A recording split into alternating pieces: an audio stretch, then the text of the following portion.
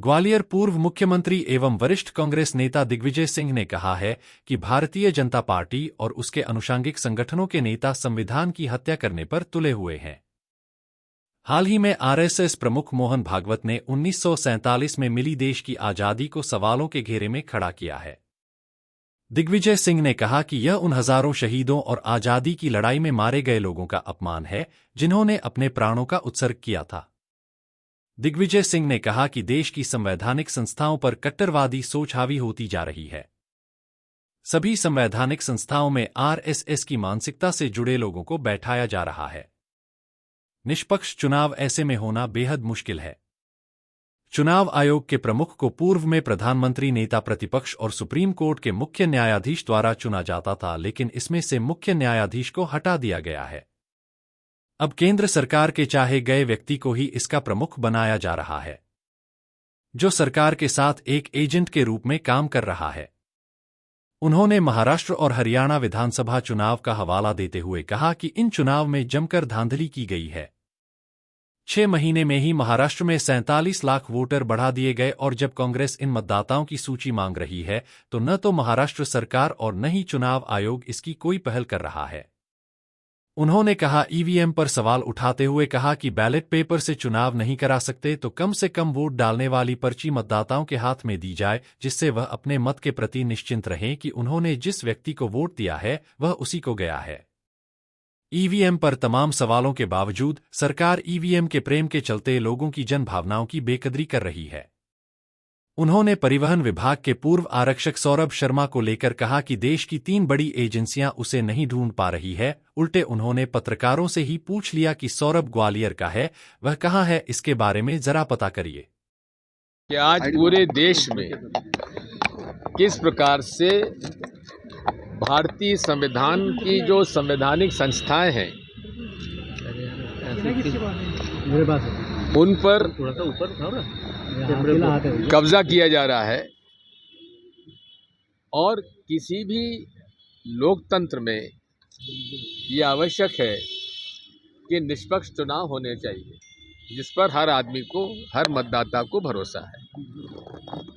संविधान पर चर्चा जब हो रही थी तो अमित शाह जी ने राज्यसभा में बयान दिया था, ये क्या होता है, अम्बेडकर अम्बेडकर अम्बेडकर अम्बेडकर अम्बेडकर, अरे इतना नाम भगवान का लेते तो मुक्ति पा जाते। ये सरासर बाबा साहब अम्बेडकर के विचारधारा के विपरीत है। उनके खिलाफ हम लोगों ने मांग की प्रधानमंत्री जी से कि आप इनका इस्तीफा लीजिए और इन पर कार्रवाई करिए। प्रधानमंत्री जी ने उनका पूरा समर्थन किया और भाजपा ने पूरा उनका समर्थन किया। जो बाबा साहब अम्बेडकर के खिलाफ अब शब्दों का प्रयोग करता है उसे भारतीय जनता पार्टी ने समर्थन किया।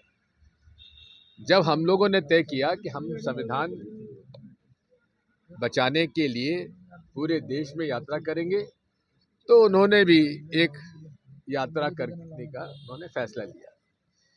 लेकिन उनका मन और मस्तिष्क दोनों में भारतीय संविधान के प्रति कोई सम्मान नहीं है, क्योंकि जिस प्रकार से सरकार चल रही है वो पूरे तरीके संवैधानिक व्यवस्थाओं के खिलाफ चल रही है।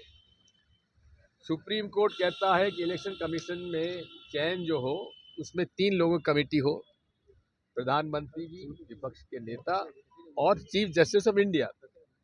उन्होंने उसको नहीं माना।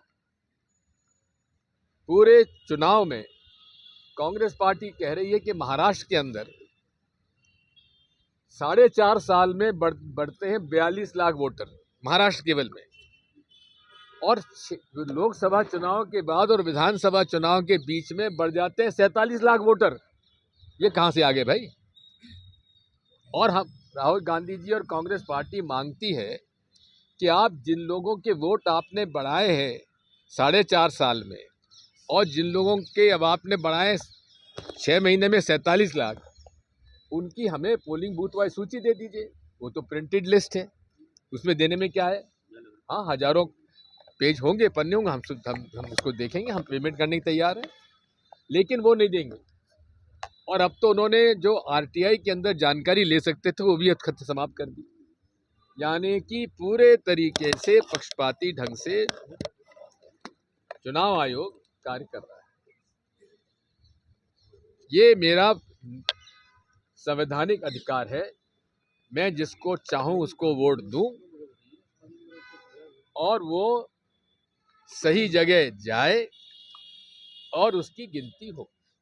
सर अभी ईवीएम